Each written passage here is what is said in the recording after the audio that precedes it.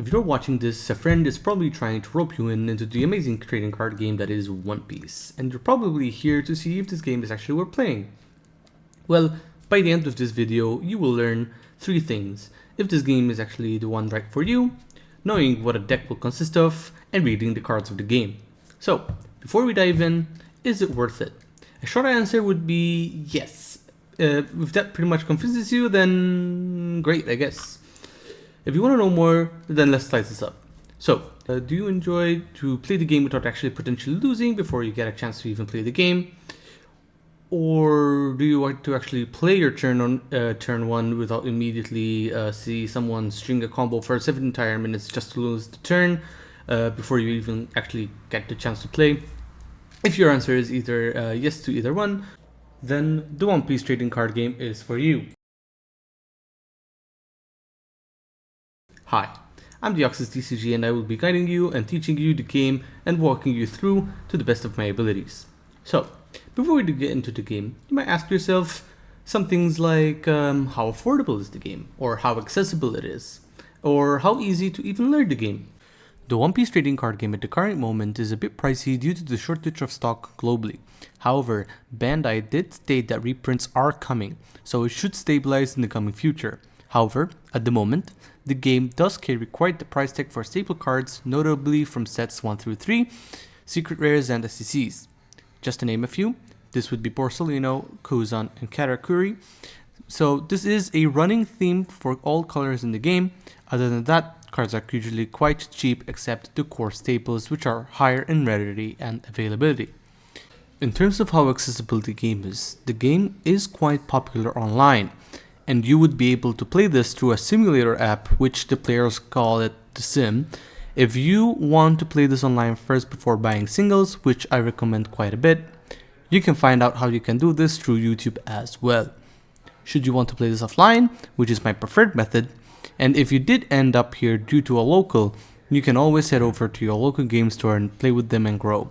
If you don't have a deck, you can always ask your friends at the local game store if they have one that you can try out with. Let's talk about how easy the game is to learn. So, honestly, the core basics of the game are very easy to understand. I don't think you would take more than 5 games to actually starting to understand the nuances of the game and how easy it is to actually play the game. However, once you try to scratch the surface and try to see what's underneath, the game does get a bit more complex. However, in my honest opinion, and I've been playing card games for quite a while, I think One Piece is the most intricate and most fun trading card game I've played in a while. It scratches that kind of itch I had for a trading card game ever since I started playing back in 2014. But yeah, I do believe the game is very easy to understand and grasp.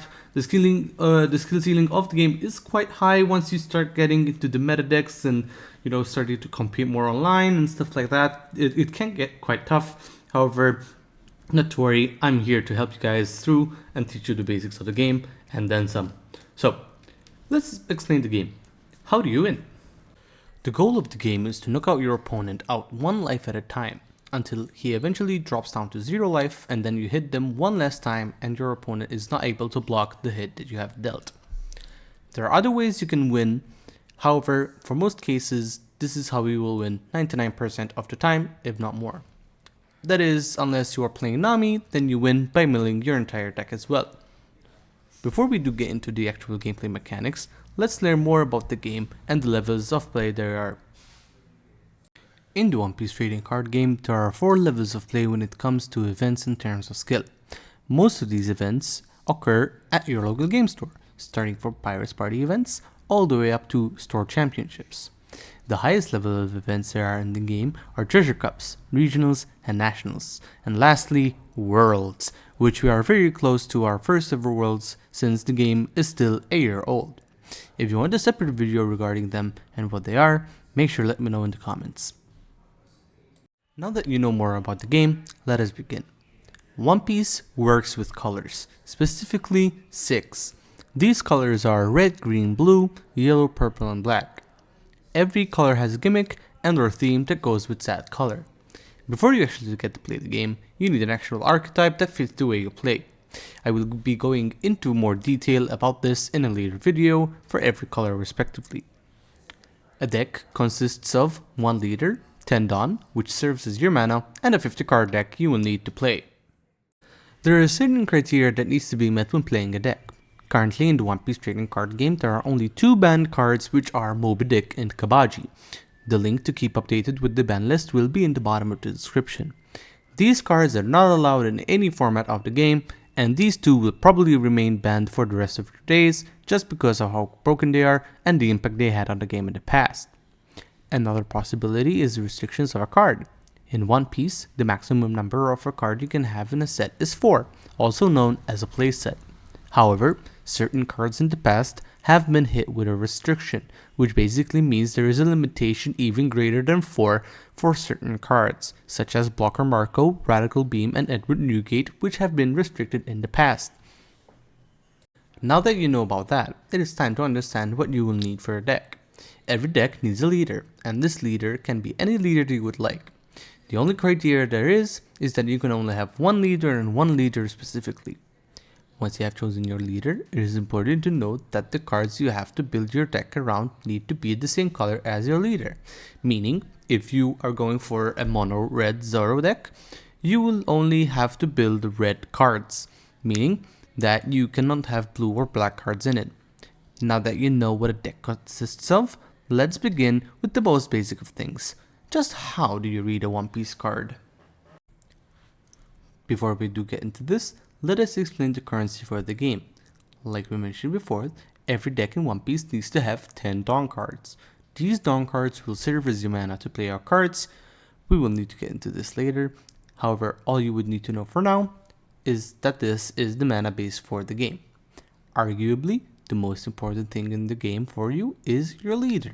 So let's take Katakuri for example. Charlotte Katakuri is a yellow leader, and this can be shown by the yellow background behind him and the wheel located on the bottom left of the card. This indicates that this is a mono yellow deck. The next part we will need to look over is the life of the card. The life refers to how many hits you can take before you inevitably go down to 0 if hit enough times. Up on the top right shows the attack attribute of the card. Most of the time this is irrelevant. However, certain cards may have immunities to a certain attribute. And on the other main part of this is the number shown. This number goes up and down in increments of thousands, meaning that it can range up from 0 all the way up to 12,000. This serves as both attack and life of the card. The middle part of the card is the effect. In One Piece, there is a lot of keywords and won't be able to touch into them in this video, but we'll do in a later one. But just for the sake of explaining, Katakuri effect states that for 1 Dawn attached to this leader, and if the leader attacks, the following effect will trigger. Meaning, if this leader attacks without the Dawn cost being met, the effect will not happen. Up next is a character card. Let's use Gedatsu for this example. Gedatsu is a 5 cost character card. This can be indicated by the number 5 located on the top left of the card. Meaning, in order for you to play this card, you need to have 5 active Dawn in order for this card to be played out from your hand. As you can see, the top right before is also on this card. This is consistent throughout all the characters, and their numbers and attack types vary between other cards. Character cards, unlike some leaders, are all monocolored.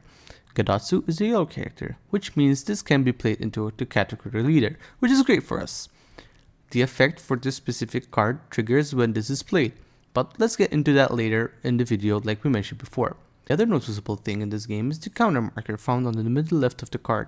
The purpose of this is to use it as a form of defense for your opponent's attacks. So if your leader, which sits at 5000 power, was hit for 5000 as well, you will need to use this Gedatsu card to counter out of the attack, because you will need to go over the number you are being hit for in order to negate the attack. It is important to note that this counter is only viable if it's in your hand.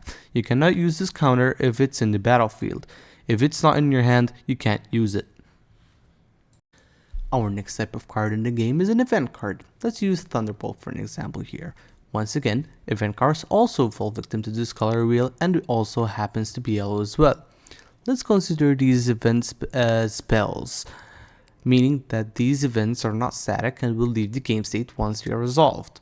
So for Thunderbolt, we will need to use 2 Dawn, and the effect will happen.